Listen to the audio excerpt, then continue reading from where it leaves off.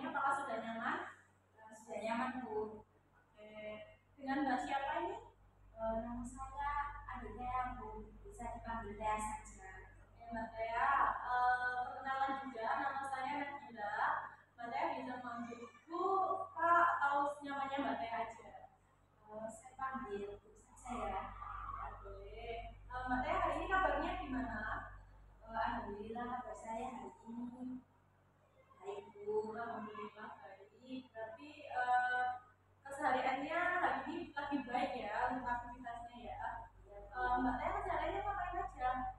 Keseharian saya kuliah, Bu. Kuliah di mana? Saya kuliah di Universitas PGRI di Buana Surabaya. Kuliah di Buana. Semester berapa? Saya sekarang sudah semester 5, Bu. Oh, sudah semester 5. Pasti ini ya lagi pusing-pusingnya ya. Ya, Bu, lagi pusing-pusingnya ini ngerjain tugas. Oh, ngerjain tugas. Tugas apa aja itu? Ya, tugas kelompok, ya tugas individu, juga praktek juga, Bu. Berarti lebih banyak praktek ya. Soalnya sudah semester 5 ya. Iya, Bu. Bentar lagi udah mau skripsi ya. Iya, Bu. Kurang berapa semester lagi ya. Iya, Bu. Kurang 3 semester lagi. Iya, kurang 3 semester. Nah, untuk tugas-tugasnya itu apakah ada kendala gitu mungkin Mbak Tia kayak banyak banget tugas nih gini. Kendalanya mungkin di ini ya, Bu. Aku praktek itu aja. Ada yang nggak saya pahami. Berarti kendalanya pada saat kayak praktek itu ya masih ada beberapa yang belum paham. Nah, tadi juga Mbak Tia kan sempat bilang bahwa tugasnya itu nggak hanya individu tapi juga kelompok. Nah, dari kedua tersebut Mbak Tia ini lebih suka yang mana, individu atau yang kelompok? Lebih suka ya kelompok sih sebenarnya. Kalau kelompok kan banyak ya, tapi kalau di kelompok biasanya itu ada yang nggak kayak ada yang itu kayak ada yang lain gitu juga. Itu juga itu ya, terus kayak bisa juga ada. Tapi semua pasti ada plus minusnya ya dan sama kekurangannya. Kalau individu mungkin lebih capek karena kan kerjanya sendiri gitu ya. Nah, kalau kelompok itu enak bisa ngerjain bareng, cuman ya minusnya kan kalau dalam berkelompok apalagi menyatukan banyak pikiran ya dari 2 orang kan ya. Nah, itu kan agak susah juga kan. Ya, betul. Nah, selain kuliah biasanya ngapain aja Mbak Tia? Ya kalau nggak kuliah itu saya di rumah, Bu. Ya kayak main HP gitu, Bu. Kayak orang tua juga.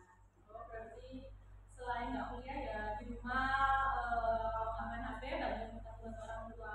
Orang tuanya maksudnya bantuan apa nih? Orang tuanya jualan atau Ini, Bu, apa ya, saya kan kerja di rumah, Bu. Saya kayak gitu bantu ibu. jadi kayak ya bantu selainnya anak membantu orang tua juga ya. Oke, tadi kita sudah berbicara banyak ya terkait keseharian Mbak Tia dan Mbak Tia yang lagi pusing-pusingnya dengan banyaknya tugas di semester 5 ini. Semangat ya Mbak Tia. Ya, Bu, terima kasih. Nah, sebelumnya saya ingin bertanya, apakah Mbak Tia ini pernah melakukan proses konseling? Belum pernah, Bu.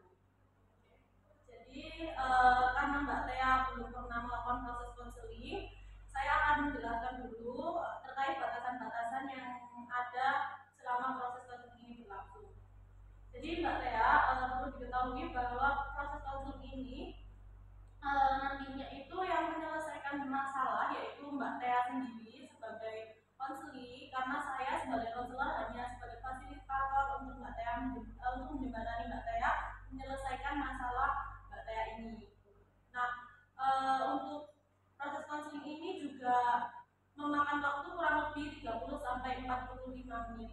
Dan pada proses konseling ini nantinya juga tidak hanya sekali pertemuan saja, melainkan ada beberapa pertemuan-pertemuan selanjutnya agar proses konseling itu bisa efektif. Nah, untuk hari dan waktunya Mbak Tia mau jam berapa dan hari apa? Jumat. Untuk proses konsumnya waktunya berapa menit Mbak? 30 menit saja. Nanti untuk hari ini dan selanjutnya 30 menit. Iya. Dan selanjutnya di hari Jumat. Iya, di jam 8. Baik, berarti di hari Jumat di jam 8 dengan waktu kurang lebih 30 menit ya.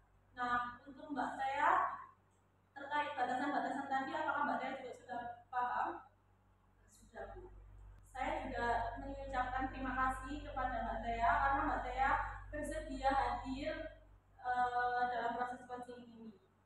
Dan saya juga mohon izin kepada Mbak Tea untuk nantinya akan mencatat poin-poin yang terjadi dalam proses konseling ini ya Mbak Tea. Apakah Mbak Tea bersedia? Bersedia. Oke, terkait kedatangan Mbak Tea ke sini, Mbak Tea bisa langsung lanjut menceritakan tentang permasalahan Mbak Tea. Jadi gini, Bu, saya itu takut sama tikus. Itu kenapa Mbak Tea bisa takut sama tikus? Karena waktu itu saya kan nginep di rumah nenek saya. Nah, waktu tidur itu kaki saya itu digigit, Bu, sama tikus. Itu terjadi sejak kapan Mbak Tea? Sejak SMP. Oh, sejak SMP berarti sudah lumayan lama ya, kan sekarang Mbak Tea sudah kuliah. Nah, pada saat digigit tikus tadi, apa reaksi Mbak Tea atau respon Mbak Tea, tingkah laku yang Mbak Tea tunjukin itu seperti apa? Saya langsung bangun, Bu, waktu masa tidur ya. Saya tuh langsung bangun terus berteriak sama nangis, Bu. Karena kayak kaget itu, Bu. Berarti Mbak Tea itu langsung ini ya, karena tadi kan posisinya tidur terus tiba-tiba kakinya digigit sehingga Mbak Tea itu kaget, bangun ya, langsung nangis gitu ya, berteriak dan nangis gitu. Nah, kalau pada saat Mbak Tea berteriak, nah kan di situ posisinya Mbak Tea sudah pulang ke desa ya. Nah, apa reaksi orang sekitar sana pada saat itu? Ya, nenek saya tuh langsung kayak nanya apa sih berteriak sama nangis ya. Ya saya bilang kalau saya tuh digigit sama tikus, Bu. Itu langsung diobatin sama nenek saya. Baik, berarti dari sini permasalahan Mbak Tea yaitu Mbak Tea itu takut sama tikus dikarenakan pada saat SMP Mbak Tea itu tadi digigit oleh tikus gitu ya, dan itu digigit oleh tikus di rumah nenek di desa. Nah, oke, Mbak Tea apa sih motivasi Mbak Tea tersebut untuk supaya Mbak Tea ini nggak takut lagi sama tikus itu? Motivasinya itu ya ini, Bu, saya kalau pengen tikus belajar itu kan kayak merupakan cemas gitu, Bu. Cemas itu biasa tuh kan cemas gitu. Cemas itu biasa. Kalau cemas sama biasanya terlalu takut juga gitu sama kalau ketemu sama tikus. Berarti Mbak Tea ingin supaya ketakutan atau kecemasan Mbak Tea terhadap takut dengan tikus itu bisa menurun ya. Nah, saat orang sekitar Mbak Tea itu mengetahui bahwa Mbak Tea itu takut dengan tikus, apa respon mereka? Respon dari orang sekitar kayak teman ataupun misal orang tua dan lain sebagainya itu seperti apa ketika mengetahui bahwa Mbak Tea ini ternyata takut sama tikus gitu? Maunya itu kalau dari orang tua saya itu responnya biasa aja karena karena mereka sudah tahu ya kalau saya itu takut sama tikus. Kan saya cerita ke orang tua saya pas ini kan gitu kalau respon dari teman saya itu teman saya tuh maunya nggak tahu kalau saya itu takut sama tikus. Waktu saya main di rumah teman saya, tikus itu lewat, Bu. Terus itu langsung kayak ketakutan gitu, ya. Jadi respon teman Mbak Tea setelah itu apa ketika mengetahui? Jadi ketika teman saya kedua kali teman saya kan udah kalau biasanya saya takut tikus, langsung teman saya beritahu, jadi kamu takut sama tikus. Jadi kalau ketemu sama tikus itu teman saya itu langsung kayak memberitahu, hati-hati di tempat ini tikus gitu. Jadi saya tuh bisa berjaga-jaga gitu Bu. Kalau bukan itu berarti saya kayak dan itu atau masih menggunakan masa saya. Oke. Jadi dari hal tersebut ya, saya coba simpulkan kembali bahwasanya Mbak Tia tadi kan seperti yang Mbak Tia katakan di awal bahwa Mbak Tia itu takut dengan tikus karena tadi pada saat SMP Mbak Tia itu sedang menginap di rumah nenek. Terus Mbak Tia itu pada saat tidur tiba-tiba digigit kakinya ya, jari kakinya sama tikus dan Mbak Tia kaget lalu Mbak Tia berteriak dan nangis. Nah itu menimbulkan ketakutan yang sampai sekarang terbawa ya sama Mbak Tia. Nah Mbak Tia pernah nggak melakukan upaya-upaya gitu agar ketakutan Mbak Tia ini bisa apa ya, bisa menurun gitu Mbak Tia? Upaya yang pernah saya lakukan itu kalau saya bertemu tikus itu saya kayak mencoba biasa aja gitu. Terus kalau bertemu tikus itu saya langsung menghindar. Baik, jadi mencoba biasa saja dan menghindar. Pada saat ini tadi kan Mbak Tia bilang bahwa pada saat bertemu tikus Mbak Tia itu mencoba biasa saja dan menghindar. Nah mungkin sikap atau tingkah laku apa nih yang Mbak Tia tunjukkan pada saat Mbak Tia itu mencoba biasa saja? Apa diam atau gimana gitu? Langsung ini Bu, kalau ada tikus saya diem Bu. Jadi kayak tikusnya lewat itu saya diem, kalau tikusnya udah pergi saya langsung mati. Jadi tingkah lakunya pertama diem terlebih dahulu, habis itu ketika serasa aman tikusnya udah kayak pergi gitu ya, misal dari sisi sini ke sisi sana gitu sudah pergi, Mbak Tia langsung lari gitu. Nah, oke, tadi kita kan sudah menyusun baseline ya terkait permasalahan Mbak Tia ini yaitu takut sama tikus ya. Nah, upaya-upaya tadi atau baseline yang kita punya atau sudah kita susun tadi yaitu Mbak Tia tadi pada saat melihat tikus itu Mbak Tia akan biasa saja atau diam gitu juga menghindar gitu setelah tikusnya pergi. Nah, terkait hal tersebut apa tujuan Mbak Tia ke depannya? Tujuannya tuh ya biar saya tuh tidak takut lagi sama tikus kalau ketemu. Nah, jadi tujuannya supaya tidak takut lagi pada saat nantinya bertemu dengan tikus. Nah, untuk itu Mbak Tia, saya akan mengajari Mbak Tia tentang teknik ya untuk menyelesaikan permasalahan Mbak Tia ini. Nah, teknik yang akan kita gunakan pada konseling ini yaitu teknik DS, kepanjangannya yaitu desensitisasi sistematis. Ya, apakah sebelumnya Mbak Tia sudah pernah mendengar apa itu teknik DS? Belum pernah.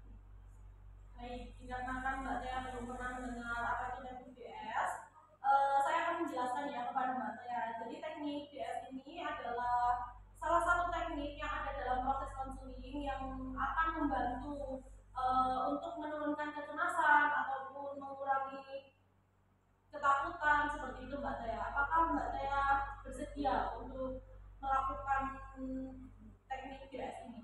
Bersedia. Oke. Nantinya saya akan mengarahkan Mbak Tia beberapa tahapan-tahapan dalam teknik DS ini. Apakah Mbak Tia ini siap untuk mengikuti konseling dengan menggunakan teknik DS ini? Siap. Baik. Oke, apakah sebelumnya Mbak Tia itu mengetahui apa itu teknik DS? Belum mengetahui. Oke Mbak Tia, jadi saya akan menjelaskan terlebih dahulu mengenai teknik DS ini ya. Nah, teknik DS ini adalah teknik yang ada dalam proses konseling ya. Teknik ini itu digunakan untuk membantu menyelesaikan masalah terkait kecemasan ya dan takut terhadap suatu hal gitu. Jadi teknik ini bisa membantu untuk menurunkan tingkat kecemasan. Nah, untuk itu nantinya Mbak Tia saya akan menjelaskan memberikan pernyataan juga. Nanti Mbak Tia bisa menilai ya atau memberikan skor. Misal 1 sampai 10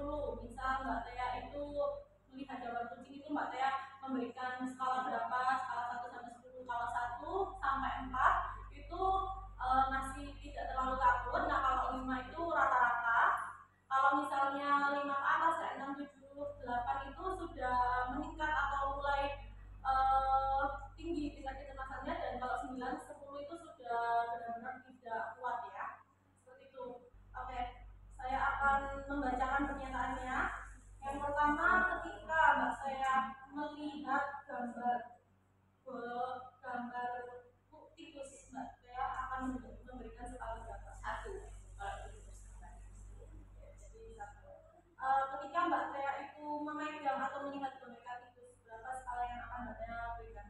2. Lalu ketika Mbak Tia melihat tikus dari jarak jauh, apakah Mbak Tia akan memberi berapa skala yang akan Mbak Tia berikan? 4. Berarti dari ketiga pernyataan saya tadi masih ini ya, masih belum terlalu cemas ya, masih di bawah rata-rata. Terus selanjutnya ketika Mbak Tia melihat tikus berjalan ke arah Mbak Tia. Nah, selanjutnya ketika Mbak Tia tidak sengaja pada saat itu tikus lewat, Mbak Tia tidak sengaja tersentuh atau menyentuh tikus.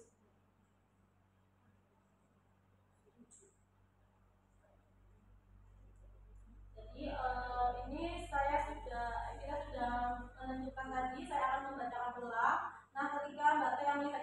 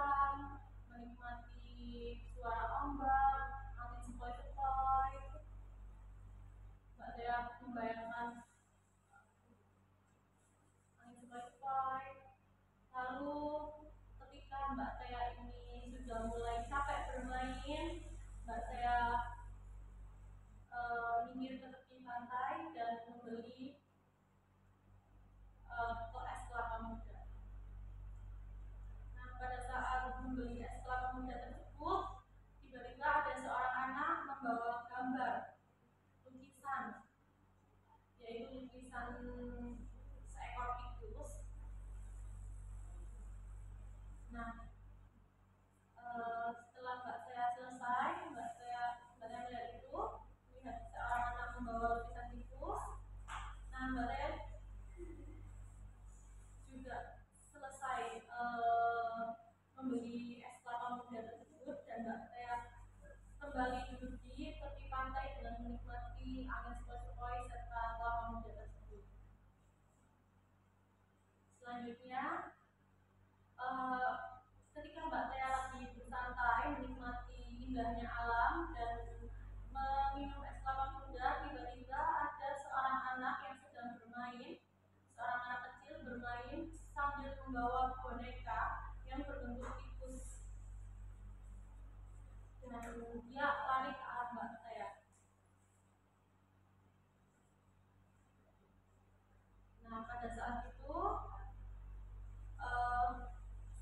setelah Mbak Tia sudah meminum es kelapa mudanya, Mbak Tia kembali lagi menyusuri tepi pantai hingga ke ujung dan ke ujung.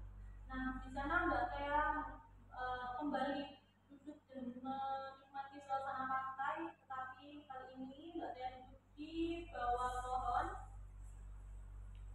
Nah, ketika Mbak Tia duduk di bawah pohon tersebut, tiba-tiba Mbak Tia melihat dari kejauhan bahwa Mbak Tia melihat tikus di balik batu.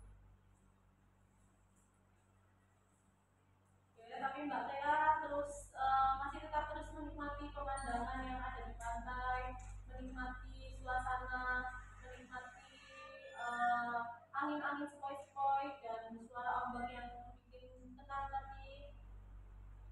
Tetapi tiba-tiba tikus itu berjalan ke arah Mbak Tia, dan Mbak Tia melihat bahwa tikus itu berjalan sedikit lebih cepat ke arah Mbak Tia. Nah, Mbak Tia masih tetap menikmati suasana pantai tersebut tanpa menghiraukan tikus tersebut. Mbak Tia menikmati suasana pantai dengan meminum es kelapa muda, menikmati camilan Mbak Tia yang Mbak Tia sebelumnya bawa dari rumah. Lalu Mbak Tia juga mengobrol bersama teman-teman atau keluarga Mbak Tia, saudara Mbak Tia di tepi pantai tersebut di bawah pohon. Nah, pada saat Mbak Tia ngobrol tersebut, tiba-tiba tikus tersebut tersentuh, atau pada saat tikus tersebut lewat tidak sengaja menyentuh kaki Mbak Tia. Jadi pada saat Mbak Tia sedang masih ngobrol, tiba-tiba tikus tersebut tidak sengaja menyentuh kaki Mbak Tia.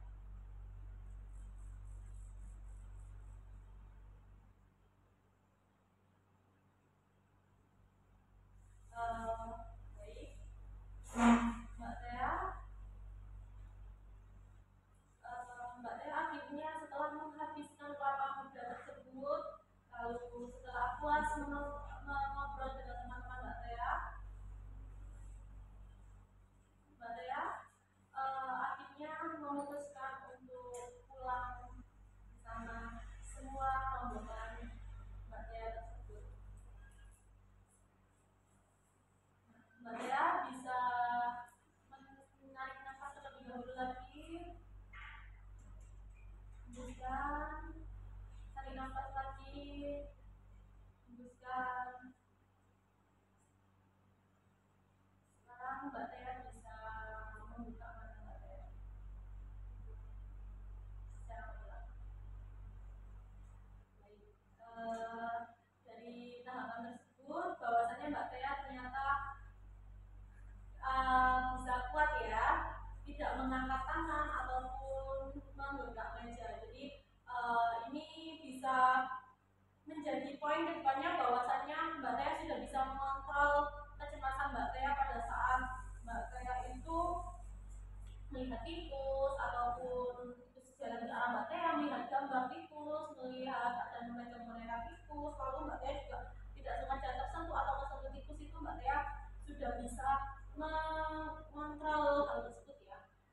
dari teknik-teknik yang sudah kita lakukan tadi, apa yang Mbak Tia rasakan?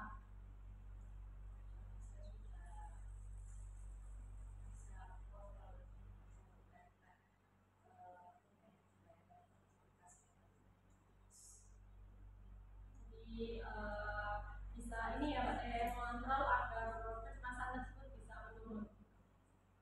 Baik, kalau seperti itu untuk pertemuan hari ini saya rasa sudah cukup karena sudah kurang lebih 30 menit. Dan apakah Mbak Tia ada yang perlu ditanyakan lagi? Karena sudah tidak ada yang perlu ditanyakan. Jadi untuk Mbak Tia, terima kasih banyak untuk pertemuan pada hari ini. Sampai ketemu di pertemuan-pertemuan selanjutnya. Terima kasih Mbak Tia. Saya sangat senang sekali kepada Mbak Tia karena Mbak Tia bersedia untuk datang menemui saya untuk